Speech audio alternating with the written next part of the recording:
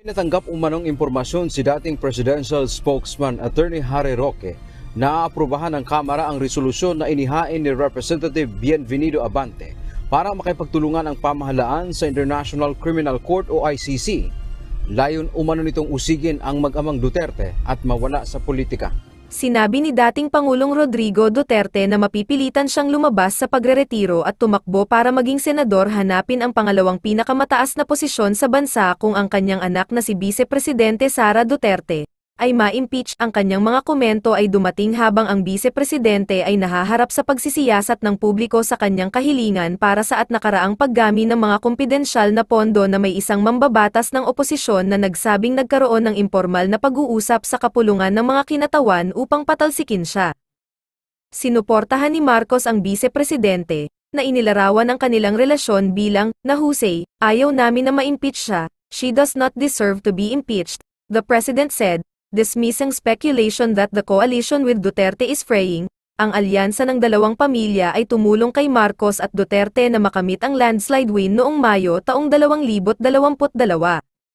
Yan po, yung pagtakbo ni Tatay Digong. Akalain ninyo, sa SMNI niya lang sinabi, hindi po siya nagpatawag ng press conference. Walang ganun eh. Hindi po siya umalis dun sa lugar niya. Sa SMNI lang, kumalat, pinag-uusapan, nagchochori ang mga tao, bakit tatakbo? Ano ang nagpuwersa sa Duterte? No? Nag-announce lang, pag tinuloy nyo yung pag-impeach kay Sara Duterte sa aking anak, mapipilitan siyang tumakbo. Nalagpasan ni VP Sara Duterte ang impeachment sa kanya. Ngunit meron na naman panibagong haharapin ang mag-amang Duterte. Dahil gumawa ng resolution ito si Congressman Abante na hinihingi na payagan makapasok ang ICC sa ating bansa para imbestigahan ang mag-amang Duterte sa judiciary killings laban sa war on drugs. Ito ang aalamin natin sa video na ito. Kung bago ka lang sa aking YouTube channel, baka pwede makahingi ng like at subscribe at click mo na rin ang notification bell para updated ka sa aking nilalabas na bagong video. Salamat po. Pero ito po hindi po nila pinapromote eh. Nakukuha niyo po, in a negative way lagi ang pagpe-present nila sa mga Duterte. Pero ganun pa man, sabi nga sa showbiz, publicity is still publicity, negative or positive. Pero at the end of the day, no, makikita naman po natin na napupunta kahit po negative ang paraan nila ng pagpe-present sa mga Duterte, napupunta po sa positive. Di po ba? Kasi ganun talaga eh. Pagtapat ka, katulad po niyan, ang tagal-tagal na nila. Ito, real talk ha. Napakatagal na po nila. No? Napakatagal na po nila na hinahanapan ng butas si VP Sara Duterte. Bakit hanggang ngayon ang atake nila kay Sara Duterte 125 million pa rin? At hindi po natuklasan namin na dito ginastos, bumili ng mansyon, bumili ng mamahaling kotse. Wala pong ganun eh. Hanggang ngayon, ilang buwan na, saan ginastos? O real talk po. Kaya nagiging positive eh. Di po ba? Kahit po negative yung pagsisimula ng atake, nagiging positive kalaunan kasi nare-realize ng mga tao, oo nga naman. Kung maganda pa pinuntahan ng 125 million, bakit kayo nagagalit? Sandamakmak na nga yun, sinampan yung kaso. Gusto nyo magpaliwanag pa rin. Okay. Ano po itong mga pinag-uusapan na Duterte? Yan po, yung pagtakbo ni Tatay Digong. Akalain ninyo, sa SMNI niya lang sinabi, hindi po siya nagpatawag ng press conference. Walang ganun eh. Hindi po siya umalis dun sa lugar niya. Sa SMNI lang, kumalat, pinag-uusapan, nagchochori ang mga tao, bakit tatakbo? Ano ang nagpuwersa sa Duterte? Samantalang yung iba, pilit na pilit. Pilit na magkwento. Pilit na pilit nilang gumawa ng kwento. Makikita niyo po ngayon sa Twitter, ang dami pong mga nagkalat na kwento, pati yung war on drugs, nilalagyan po nila. Alam niyo yung war on drugs? Nasaksihan po natin yan eh. marami po ang nakasaksi na tumahimik sa kanilang lugar. Pasensya na kayo, may ubo lang ako. May ubo lang po tayo. Okay naman, hindi naman nauuwi pa sa trangkaso. Medyo running nose at saka ubo talaga. Okay.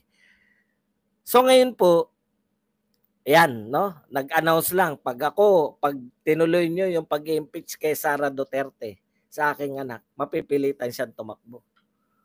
Pinag-uusapan, walang kahirap-hirap. Hindi po kinakailangan ni Tatay Digong na magbayad ng mga press release. Hindi niya kinakailangan na magbayad ng mga vloggers. Kalaban ka na vlogger,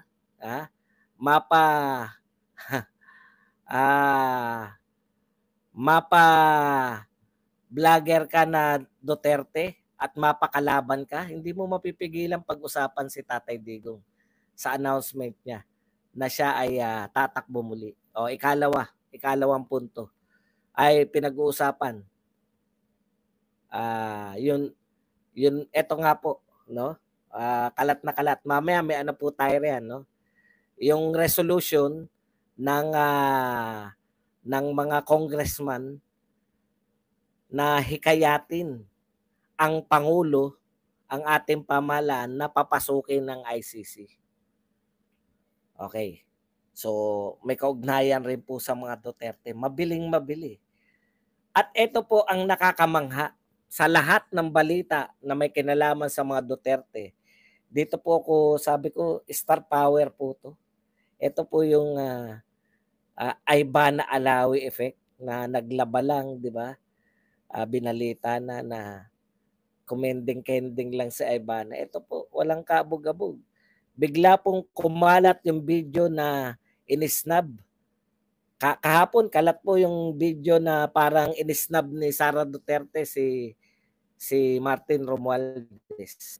Hindi kinamayan. Kinabayan lahat ng taong naroon, halos lahat. Pwera si Martin. No? Tapos, tinanong si Sara Duterte, interesado eh. Hindi po nagbabayad si Sara Duterte ng press, Interesado sila sa mga actuation. Alam po ninyo yun? Kayang-kayang dalhin yung buong bansa natin, yung interest po sa Duterte. Yan po, mahirap na lang magsabi. Kasi ang Cory Magic nung araw, natatandaan ko, merong Cory Magic eh. Pero saglit lang ang Cory Magic eh. Hindi po tumagal na 6 na taon eh. Sa bandang huli ng panunungkulan ni Cory, galit na mga tao kay Cory. Sa bandang una lang kasi people power, Cory. Pero ito po, natapos yung 6 na taon. No? Natapos yung 6 na taon ni Pangulong Duterte. Ngayon, iba na po Pangulo. Grabe po yung magic ng Duterte. Hindi po, mahirap pong makagawa ng ganyan. Yan po yung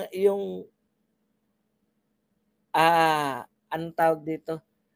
Yan po yung out of yung mga tao na nasaksihan.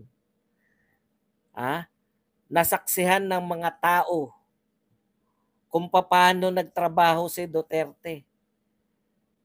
Yan po yung walang amount. Sisiraan nyo ngayon. Ngayon nyo sisiraan. Naranasan namin kung paano magtrabaho yung mga Duterte. Sisiraan ninyo, papahiwatig ninyo na magnanakaw ang mga Duterte. Ni akusasyon, wala kayo. Yun po yung Duterte magic.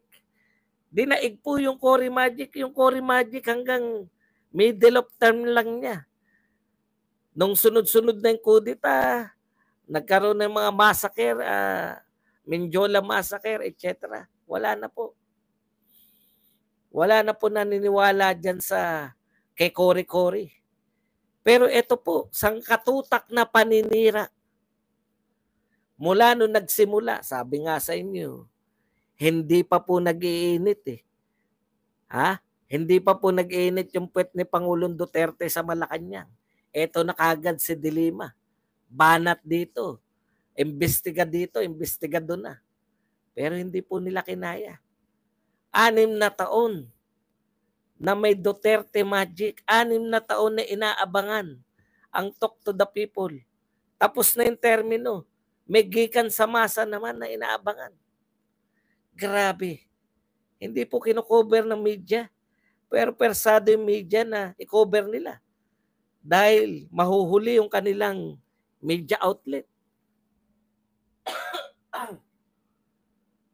Yung iba po, hirap na hirap, mapunta lang sa dyaryo. Gagawin ng lahat. Papatawag ng press conference, magpapatawag ng mga mag-guess kung kani-kanino. Okay, eto po. Pati yung mga non-action ni Sara Duterte. Uy, Ma'am Sara, nakita ka namin. Hindi mo binati si Tambi. Ano masasabi mo? Wala akong nakita. Oh, balita na kahapon yung pag-i-snub ni Sara Duterte. Balita naman ngayon yung kanyang sagot. Bakit hindi niya kinamayan si Martin Romualdez? Wala akong nakita. Kanya-kanya na namang kanya-kanya na namang espekulasyon. Paano hindi mo nakita? Napakalaki nun. Paano ganun alam na natin yun. Alam na natin na nagka-isnaban. Hindi naman po peke si Inday Sara Duterte. Matapos ang lahat. Siguro mamayang gabi wala na akong boses talaga, no?